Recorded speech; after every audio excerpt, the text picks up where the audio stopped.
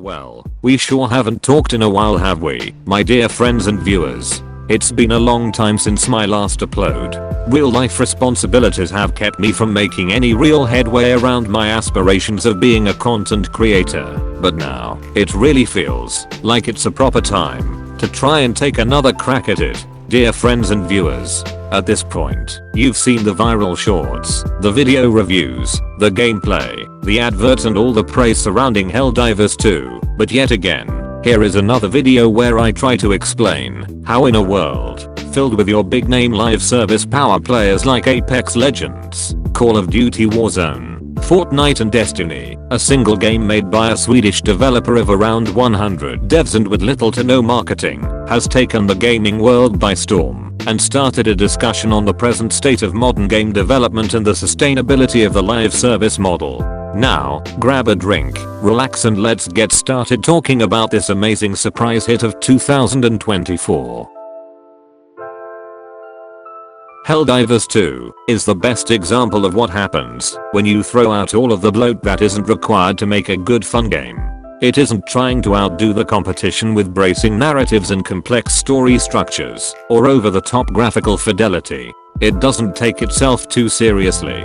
You are put into the military boots of one of many John and Jane Helldivers, a so-called elite soldier trained within a few short minutes, handed a ceremonial cape to signify your elevation to that rank, deep frozen, then shot up into space to fight the enemies of Super Earth. You fight hordes of insectoid aliens and armies of socialist robots on many different planets with a variety of weapons and support items called stratagems, and you die. You die a lot, only to be replaced with yet another Helldiver to continue Super Earth's never-ending campaign of galactic conquest and supremacy. And that would be about all you need to know to fully enjoy the game.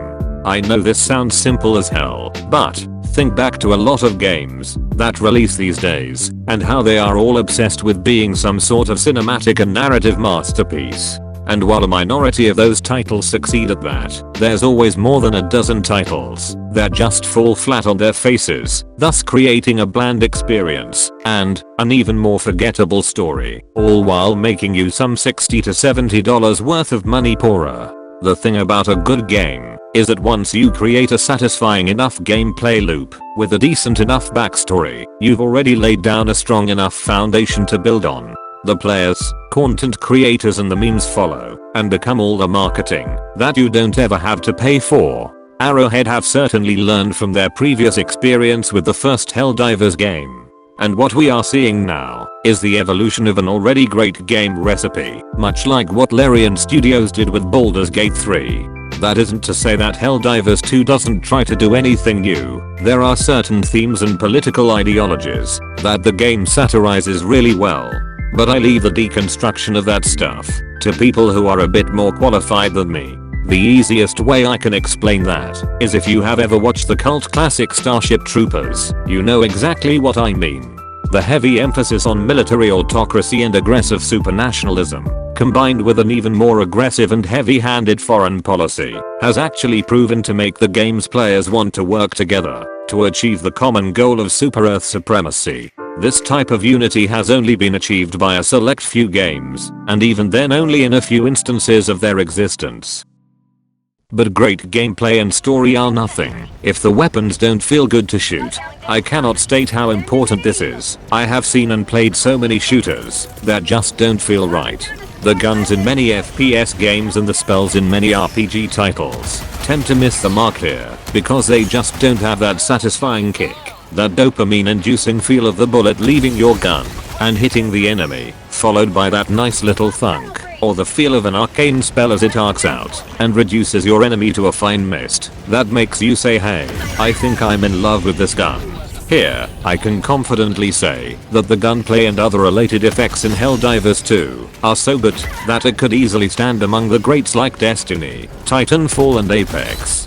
While some guns do feel very similar, like the different variants of the Breaker shotgun or the Liberator variants, each weapon has just that right amount of kick and character that you can definitely feel how each of them differs. How each weapon performs, however, is a matter of balancing that the devs need to get just right, because you can never give the players enough options.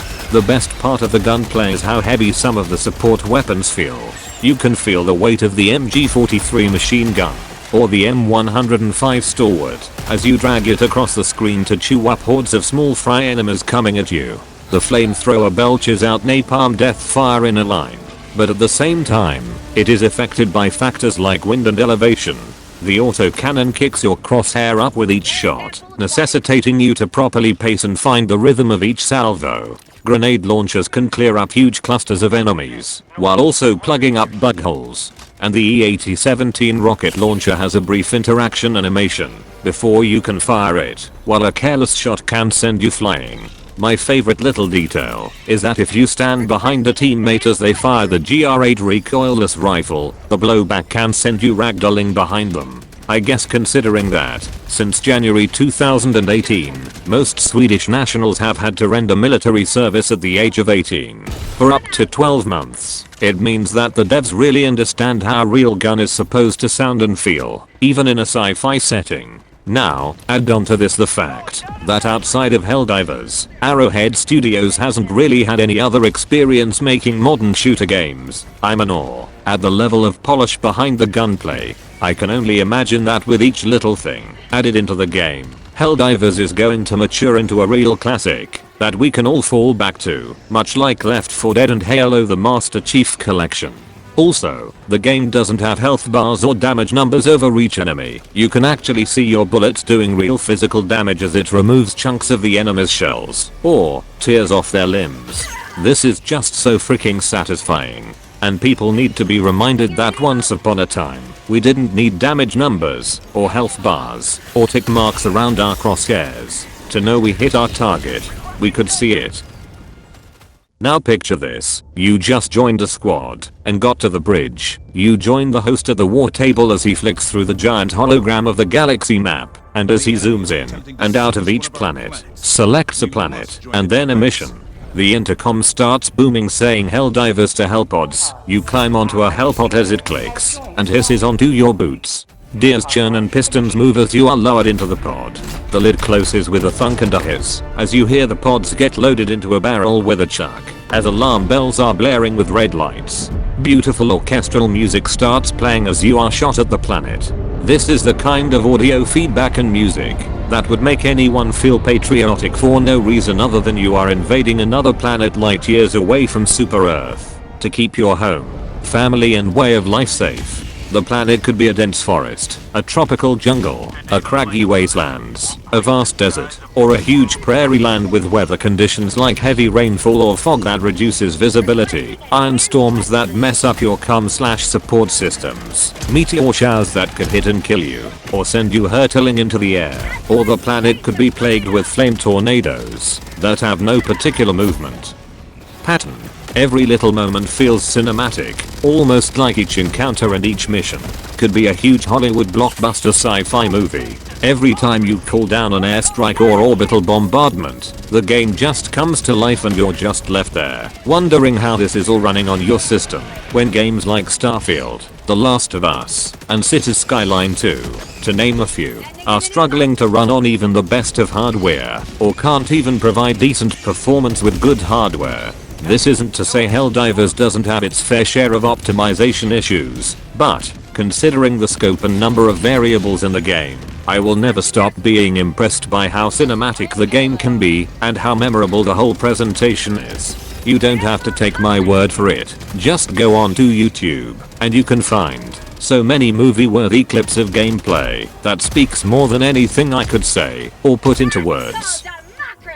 Enemy units of the factions that you fight also come in all shapes and sizes. From the giant heavy armored chargers and Baal Titans for the Terminids, to the heavily armored Hulks and tanks for the automatons. There's also a wide range of mid-tier enemies that try to break up your formations or push you to either flank or avoid them if you haven't dealt with the harder units first. It's a learning experience to figure out tactics on how to deal with each type of enemy, especially if they are all grouped together, and I honestly believe that Arrowhead is going to have a lot of fun figuring out how to frustrate the players with each new unit added, since the weapons are tweaked in such a way that there is a satisfying level of planning involved in creating loadouts that cater to each type of enemy you could encounter.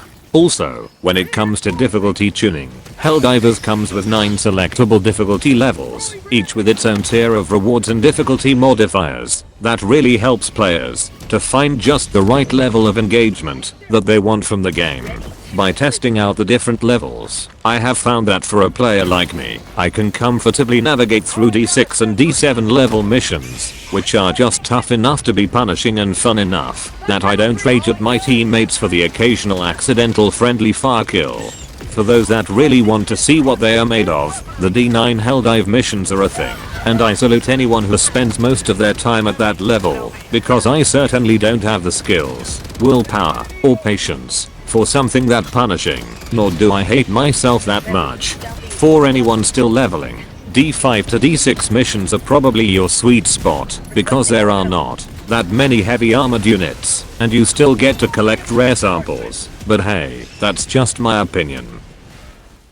A Helldiver is only as good as his destroyer, or so I'm told, because while I have grinded out enough to buy every currently available stratagem, I'm yet to grind out all the samples needed to fully kit out my destroyer, aptly named the Titan of Family Values. So basically, once you drop onto a planet, you can find small collectibles all around the map, ranging from the premium currency super credits, requisition slips and medals, to 3 tiers of samples called common, rare and super samples. Now it's here that the live service element of the game comes into play. While you can buy super credits with real world money, Arrowhead has allowed their players to farm for super credits by scouring the maps during their missions. The amount farmable isn't a lot, but patient and keen players can eventually save enough to buy a war bond, which is basically a season pass. The in-game superstore also allows players to buy armor pieces that have passive perks like reduced recoil while crouching, extra stims or grenades and so on. As it exists now, this has to be the second best implementation of premium currency I have ever seen in a live service game, of which Warframe takes first place, hands down. Now, about the samples. Let's start with the super ones. These are only dropped from D7 above missions. The problem is that for most casual players, and those who just don't know how to function effectively in a squad from the quick play matchmaking, it is very hard to obtain enough super samples to upgrade the whole ship. That isn't to say it's impossible, since I've actually managed to scrounge together enough super samples to fully upgrade 2 modules of my ship. This might probably need some sort of system that allows the exchange or fusion of lower tier samples, but then again, the design philosophy of the devs must also be taken into account and should not be compromised for the sake of accessibility. D7 above missions can be done smoothly once you know how the game rolls. Common and rare samples are pretty plentiful, and chances are by around 50 hours into the game, you should have enough to upgrade your ship to the point where super samples will be all that's left to grind out. PSA to all the veterans who don't need to farm that stuff anymore. Please do it for the newbies. I cannot count the number of times a level 50 Skull Admiral has gone out of their way to scour the map and secure as much samples as they could for me and the other low level players. Stuff like that keeps the game wholesome. Now, one last thing before I move on to the negative aspects of the game is how the superstore and live service aspect of the game are handled. While most modern games just have a paid section or tab that the players can browse through, the superstore is baked into the narrative of the game, meaning that when certain armor pieces are on display, you can find funny little reviews under each piece, which are often reused, but it still plays into the main theme of the game. The price bundles of the premium currency super credits are also reasonably priced. Combine this with the cheap price of armor pieces during rotations and you get microtransactions that actually feel micro and respectful towards the players. This is just so damn fresh that I'm genuinely surprised that other games haven't already tried this, considering how long they have been in the market. Monetization in games will always be a slippery slope, and a very vocal part of the gaming community wants this to be removed entirely from all games. But I feel that of all systems implemented so far, this has to be one of the best I've ever experienced. The thing with good monetization is that it won't make you feel obligated to make use of it. It just becomes a sort of way for you to say to the devs that they did a great job. Not only this, but everything from the war bonds, which, FYI, never expire once bought, to the introduction of new equipment, enemy types and factions, seems to take place under a narrative arc, and they aren't just shoehorned into the game. This means that the players can actually see their actions visibly affect the development of the game, like when Tenquan was liberated from an automaton offensive, which allowed for the wide-scale deployment of mech suits for all players, or the evolution of flying bug-type enemies called Shriekers, due to mutations caused by the Termicide towers which were activated on certain bug planets. Arrowhead has again turned something old into something fresh and intuitive. This really helps with immersion, and places like the Helldivers subreddit have frequently made wild theories regarding how certain missions could affect the long-term narrative of the game.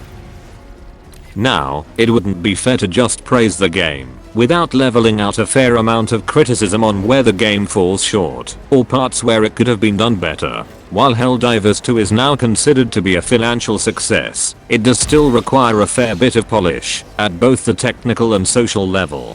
First off, the game crashes a little too often. I did sort of skim through some tweets that said maybe it's the arc-based weapons that cause this, so that might also be one of the causes. The crashing issues make me wonder if I can even finish a mission at times. I've found out that it crashes a lot less if I validate the game files before I play the game, which is a hassle, but totally worth the added stability and peace of mind. The crashes still seem to happen most often when I'm playing with my Steam friends. Quick play has proven to be the most stable, which is damn funny, because playing with the Steam friends was one of the reasons I wanted this game in the first place. Second, the full screen mode and tabbing out of the game are still quite buggy. My display tends to flicker, and frequently tabbing out just terminates the game process automatically. While I do suspect it could also be a personal hardware issue, Helldivers is the only game that acts like this. Full screen mode adds a noticeable bit of extra responsiveness, so I really hope this is fixed as soon as possible. Third, the optimization could be better. I'm going to be a bit more descriptive here, so please mind my nerding out for a bit. While my current system is nothing to brag about, it feels like games need to be made with more scalability in mind. The best games are the ones that can run on a wide variety of hardware. The better optimized a title, the wider the audience can be, and that means more players and more engagement. If we look at popular games like Valorant, CSGO, GTA 5, Titanfall, League of Legends, Dota, Left 4 Dead and Minecraft, all these games can run on a wide range of hardware. This helps in the long-term health of the game, and while I do understand that technology often catches up to the requirements of each title, it should be paramount in the production of every game to keep lower-end hardware performance at a balanced level of performance and visual fidelity. As it is now, at the lowest settings with textures on high and AA turned on, the game doesn't run as well as it should. Helldivers is definitely more CPU heavy, and anyone investing in a new PC to run it should probably put more consideration into their choice of processor. DX12 mode could definitely run better, and it should come with DLSS, which is still absent as of this review. DX11 mode runs a whole lot smoother, but you lose quite a fair bit of the workload efficiency that comes with DX12 mode, which just makes a weak CPU stand out even more. For anyone on an i3, DX12 is still the better API. All that aside, with lower end hardware, the game runs well enough, especially if you know how to tweak more power out of your CPU. But I can't help but feel that if only the devs took a quick look under the hood, like what Larian did for BG3, before releasing it on the Xbox Series S, they might find some way to clean up the processor pipeline to make the game run smoother. I'd hate to be an armchair dev here. This is just a plea, not a demand. I really respect what Arrowhead has done so far. The last part is about toxic behavior, disconnects, and some personal suggestions. Toxicity in a game like Helldivers could really do a lot of damage to it and the community. Vote kicking needs to be a thing, since for some reason, hosts like to kick people from their squads for either no reason other than their own. kicking before or during extraction also needs to be brought under control. This is really not cool and makes the community look worse than it is. Disconnects also need to be addressed. There is nothing worse than picking up 13 rare samples and 2 super samples, then being disconnected from the match just as your team needs help taking down a Bile Titan. Clipping onto assets and missing textures are also there, but not as bad if you frequently validate files. On the more personal side, I sincerely hope Arrowhead learns from the first balance patch, because it damn near broke the community in two. Nerfing fan favorites rarely ever goes well, and unless something is broken to the point that it trivializes the 1% game engagement, I strongly believe that instead of nerfing things down, everything else should be brought up to compete. As it stands, the game has quite a few primary and secondary weapons that are underperforming, while certain stratagem support weapons are still leagues above the others. A meta will always develop, no matter what is nerfed. At this point, most long-time Helldivers are probably more than familiar with the rely on your stratagems memes. PvE games aren't as bleeding edge competitive as PvP games, so keeping things in check should be a hell of a lot easier. And finally, some people will probably want to roast me for this one, but I want AI teammates. Hear me out. The game is really popular now, and there's more than a few 10,000 Helldivers on each planet at any given point. But there will come a time when matchmaking in certain regions will be better than others. And, when that happens, lag spikes and delayed shot registration will plague the game. It already happens now every so often. For that, I strongly believe that some form of AI teammates or increased backpack bot capacity will really help keep the game alive for more solo players. Now, I know this is a crazy idea, but I just want to throw this out there. If it never happens, I'm more than happy to accept that, but it needs to be said. And there we have it, my review for Helldivers 2, a game that did not surprise me due to its success, but surprised me because of how it just blew up into the public zeitgeist. I hope I'm using that word correctly. Seriously, this game needs to serve as an example of how live service can be done right, and how gameplay and atmosphere should be placed above everything else. Nobody can deny that people are getting stricter on their wallets and choosier about the kinds of behavior that they want to endorse in their entertainment. On that note, I have to give a sincere and heartfelt thank you to my sponsor and benefactor, CatPigDog1, without whom I'd only be looking at gameplay videos of Helldiver 2 by Jack Frags and Tomographic, pretending that I hate the game and saying it's overrated. I say a silent prayer for you each time I rail cannon strike a Bile Titan to the ground. I hope someday we can do a Helldive again as a proper duo. Now, if all the noise around the success behind games like Helldivers 2 and Baldur's Gate 3 are anything to go by, it means that game development needs to undergo some serious restructuring and introspection. The era of bloated development budgets and overstaffed developers needs to end. It was never sustainable, and the products suffered due to conflicting visions or lack thereof, and the need to make as much profit as possible to offset the cost of development. We all just want games that are plain fun to play, and that we can just jump into at the end of a long day doing serious stuff. If you stuck to the end, you're a real one. Thank you so much for your time. Usual outro aside, as I like to say to my teammates and strangers from Quickly, take care out there.